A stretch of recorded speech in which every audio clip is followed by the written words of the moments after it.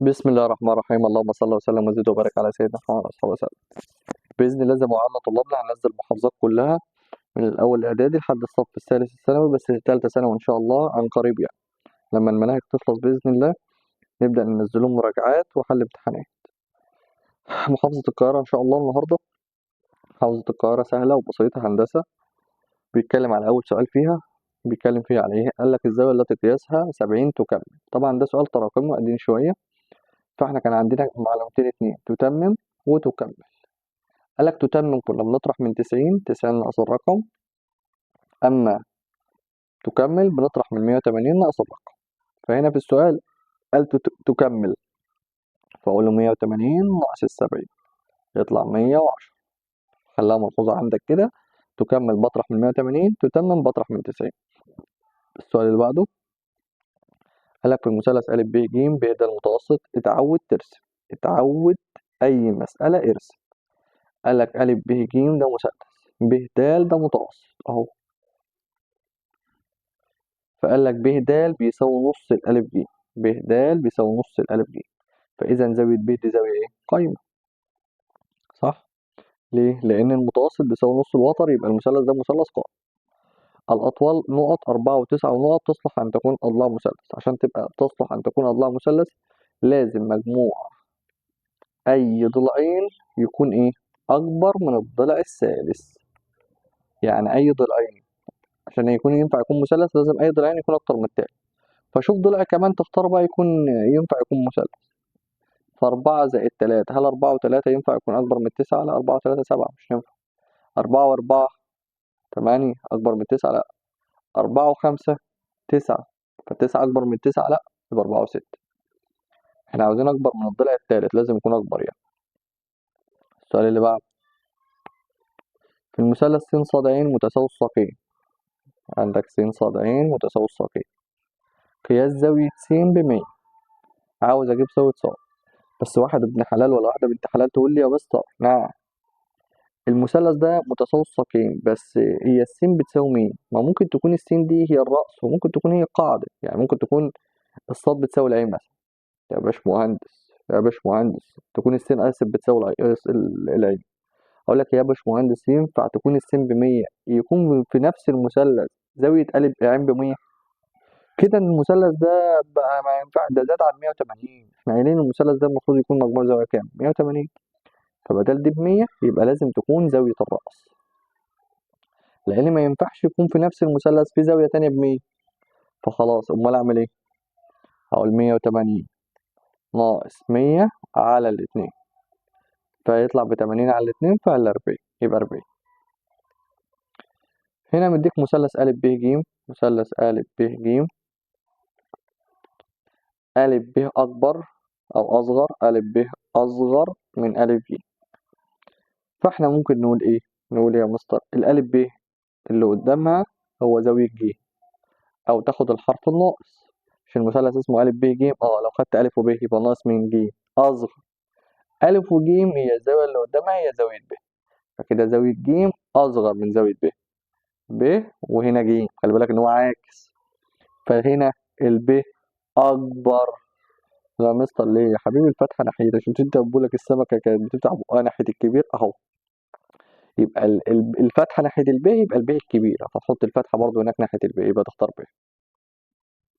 السؤال اللي بعده كده اختار خالص أكمل. بقولك إذا قطع مستقيمين متوازيين فإن كل زاويتين متبادلتان متساويتان في القياس. ده سؤال تراكمي شوية في القياس. عدد متوسطات المثلث القائم يساوي كام؟ 3. حلناها في المحافظة اللي قبلها وقلنا إن عدد متوسطات أي مثلث 3. مثلث متساوي الساقين قياس إحدى زوايا 60 يكون عدد محاوره.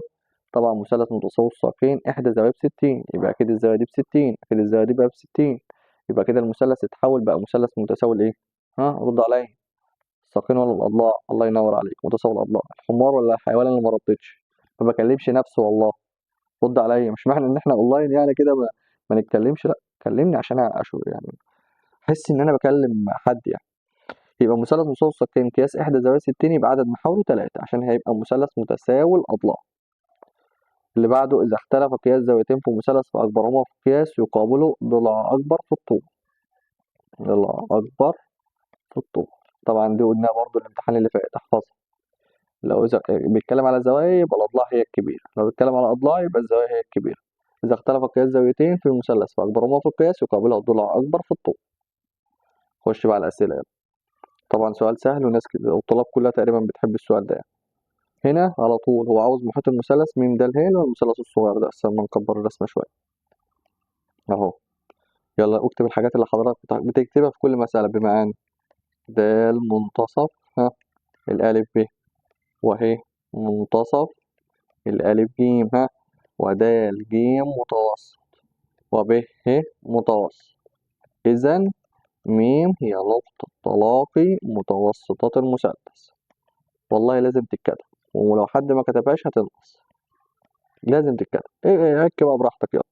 ولو انت فاكر كمان كنت بقولك في المسألة دي ان يعني كل ضلع بيديهولك انت بتستفاد منه. يعني خلينا واحدة واحدة. مديك الب م ب6 يبقى الميم ه ب3. اقول له اذا الميم ه بتساوي نص الب م، فدي ب6 تبقى دي 3 سم. وشخبط على ال6 عشان ما تنساش دي ب3 اهي. الب ج دي كلها ب14 يبقى الدال ه اللي فوق الدال ه تاخد نص الب ج، فالدال ه بتساوي نص الب ج، فالب ج ب14 يبقى دي 7 سم. وشخبط على 14 وحط دي 7. تعالى بقى لل15. مديك الدال ج كله ب15 سم، لما بيديك المتوسط كله بقسمه على كام؟ على 3 يطلع فيها الخمسة. الخمسة دي بتاعته الصغير. مين الصغير؟ الدال م ولا الميم ج؟ لا الدال م. اقول له الدال م بتساوي تلت الدال ج، فتساوي 5 سم. وبعد كده يا باشمهندس اجمع بقى ال3 أضلاع دول على بعض. لما امسح بقى الكلام ده كله وصل للخط كده، قلنا دي 7 وقلنا دي 3 وقلنا دي 5. هو عاوز محيط المثلث، أو محيط المثلث م د ه بتساوي 7 زائد 3 زائد 5، 15 سنتي. كده احنا جبنا محيط المثلث. ما تنساش بس فيها البرهان يعني، ما تنساهوش. احفظه كده، احفظ الحتة اللي بالأزرق في الأول دي، وبعد كده هتبقى أطول براحتك بقى. مديك شكل قال لك أ ب ج د متوازي أضلاع، خلي بالك من كلمة متوازي أضلاع برضو. ومديك مثلث مستوي الساقين عاوز قياس زاوية د. من خواص متوازي الأضلاع إن كل زاويتان متقابلتان متساويتان في القياس. اللي أنت قلته ده بقى تاني، كل زاويتان متقابلتان يعني كل زاويتين قصاد بعض متساويين، يعني الألف بتساوي الجيم والب بتساوي الد. يبقى بقى أن أ ب ج د متوازي أضلاع، إذا زاوية ب بتساوي زاوية د، وقياس زاوية أ كلها بتساوي الج، بس هو عاوز الدال، فالدال زي الب. لو أنت جبت الدال زي الب، لو جبت الب يبقى هي الدال. قلت له بس ما هو المثلث ده مثلث متساوي الساقين أهو، ج ب بتساوي ج أ، ودول الرجلين أهو. يبقى كده زاوية أ بتساوي زاوية ب. أجيبها إزاي بقى؟ 180 ناقص 30 على الاتنين، 150 على الاتنين فيها 75 درجة. بس كده يا حبيبي. أنت فهمت أنا عملت إيه؟ ده متوازي أضلاع. من خواص متوازي الأضلاع إن كل زاويتين متقابلتان متساويتان في القياس. ماشي؟ بعد كده يا مستر زاوية ب هجيبها منين؟ من المثلث متساوي الساقين. برضه السؤال ده مهم وناس كتير بتحبه. أنا بعمل فيه إيه يا أستاذ؟ هحل كل مثلث لوحده. أقول له في المثلث أ ب ج قياس زاوية ب بتساوي 90. اكتب كل اللي أنت حافظه. وقياس زاوية ج بتساوي 30. البرهان ما هو إلا اللي أنا بكتبه. طب أنت بتستفاد من الزاوية 30؟ إن طول الضلع المقابل للزاوية 30 يساوي نص الوتر. فين بقى الضلع المقابل للزاوية 30؟ أهو الألف ب بيساوي نص الوتر اللي هو الألف ج، مسمي لي ده رقم 1. تعالى بقى في المثلث اللي فوق ده، قول له في المثلث د أ ج في إيه؟ س منتصف د أ وصاد منتصف الدال ج. بنستفاد منها إيه؟ لسه قايلينها في السؤال اللي قبله، إن السين صاد بيساوي نص الألف ج، مسمي لي ده رقم 2. في 1 و2 بقى كنا مسمينها نظرية محمد والسيد، يعني إنه في حاجتين شبه بعض. أ ب بيساوي نص الألف ج، وس ص بيساوي نص الألف ج. طلابنا طبعا اللي هيفهموا محمد والسيد دي. ماشي؟ فلو أنت عارفها قول لنا بقى في الكومنتات إن أنت نعرف على طول أنت من طلابنا على طول. الحمد لله. فالألف ب بيساوي نص الألف ج، وس ص بيساوي نص الألف ج. نص الألف ج تروح مع نص الألف ج عشان شبه بعض شبه بعض. فيتبقى لك مين ومين؟ ألف ب وس ص. يبقى الألف ب بيساوي الس ص، وهو ده اللي بيبقى محتاجه في المسألة. ماشي. السؤال اللي بعده هنا قايل لك إن الألف ب بيساوي الألف ج، وألف ه بينصب. إذا طبعا في الامتحان اللي قبله كنت قايل لك إن كنت بديك واحدة كده أهو، قايل لك ده مثلث متساوي الساقين. فلو مثلث متساوي الساقين قال لك عمود على القاعدة. أيوه، في ناس هترددها معايا. ينصف القاعدة، أيوه الله يكرمك، وينصف زاوية الرأس. لو هو اداك اتنين انت بتستفاد الاتنين التانيين اهو. قال لك ان الالف ب بيساوي الالف ج، اداه واحده، ان ده مثلث متساوي الساقين. والف ه بينصب زاويه ب الف ج، يبقى اذا عمود على القاعده وبينصف القاعده. اذا الالف ه عمود على القاعده ب ج، واله منتصف الب ج. انا ما اعرفش والله هو عاوز إيه لسه، بس انا اقدر اقول الكلام ده. بما ان الالف ب بيساوي الالف ج، يبقى الالف ه بينصب، يبقى الالف ه عمود على الب ج، والهي منتصف الالف ج. وخد دي كمان من ان الالف ه محور تماثل المثلث الف ب ج. لو انت قلت كده والله ما محتاج حاجه في المساله تاني، اي حاجه هتقولها بعد كده صح ان شاء الله. يعني ده البرهان، ده البرهان. قال لك اثبت ان ب ه بتساوي نص الب ج. طب ما هو ده طبيعي، يعني ب ه بتساوي نص، ما احنا لسه قايلين في المنتصف. اذا الب ه بتساوي نص الب ج. ايه تاني؟ قال لك اثبت ان ب د بيساوي ج د. طب ما انت عارف ان بدل محور تماثل فلازم يكونوا على بعدين متساويين. او واحد تاني يقول لي لا، ده انا هثبتها في حته اصيع بقى يا مستر. نعم، مش انت ثبتت من شويه ان الالف ه عمود على الب ج؟ يبقى اذا الدال ه هو كمان عمود على الب ج، عمود عامل زاويه قايمه. وانت لسه ثابت ان اله منتصف الب ج، صح؟ يبقى الدال ب بيساوي الدال ج، يعني مثلث متساوي الساقين. تاني، مش انت في المثلث الصغير ده اهو قلت ان ده عمودي؟ وبينصف من المطلوب الاولاني.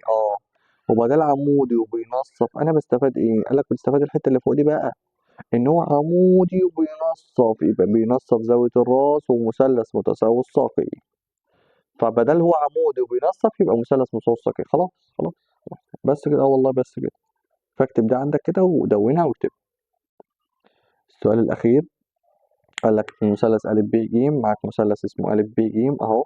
أ ب ج في زاوية أ ب40، زاوية ب ب75. لازم الأول أجيب الزاوية الناقصة أطرح من 180. فقياس زاوية ج بتساوي 180 ناقص 40 و75. كام دي يا ولاد؟ عارفين إن دي بتطلع 115 صح؟ ف180 ناقص 115 كام؟ 180 ناقص 115 يطلع 65. ماشي يا مستر. هو عاوز يرتب أطوال أضلاع تنازلية. تنازلية يعني من فين؟ والله في ناس هتتلخبط فيها. تنازلية من فين؟ من الكبير للصغير. أيوة شاطر. يبقى أكبر زاوية هي زاوية ج. هي زاوية ج إيه يا ابني؟ إيه يا ابني بقى الهبل ده؟ زاوية ب. فقياس زاوية ب أكبر من قياس زاوية ج، أكبر من قياس زاوية أ. أنا قلت أكبر عشان بنقول تنازلية من الكبير للصغير. الب من الضلع اللي قدامه أ ج، أو خد الحرفين الناقصين اللي هما الأ ج. أكبر. الجيم من اللي قدامه أ ف، اللي هو الحرفين الناقصين. الألف من اللي قدامه ب ج. بس كده. السؤال اللي بعده أنا هكبر بس الرسمة شوية. تمام، أنا همسح بقى الجزء اللي على الشمال ده لو أنت عاوزه. بص أنا هرجع لك تاني أهو، اعمله سكرين عشان همسح. بص معايا في إيه ده. بس خلاص. المسألة اللي جاية أنا بحلها بحل سهل وظريف أوي.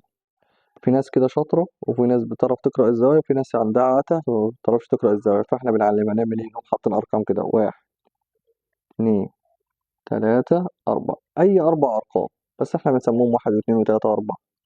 بعد كده يا مستر أعمل كده، أروح أقوله في المثلث الأولاني، في المثلث س ص ل. س ص أكبر من س ل. س ص ده الكبير اللي هو بالأحمر ده أكبر من اللي بالأزرق ده. يبقى الزاوية اللي قدام اللي بالأحمر هي الكبير، من اللي قدام هي زاوية 2. أقول له إذا قياس زاوية 2 أكبر من قياس زاوية 1، وأسمي ده رقم 1. أو واحد بيحب يقرأ زوايا، وده عيل مثقف كده، عيل بيفهم، احنا بس نسيناه.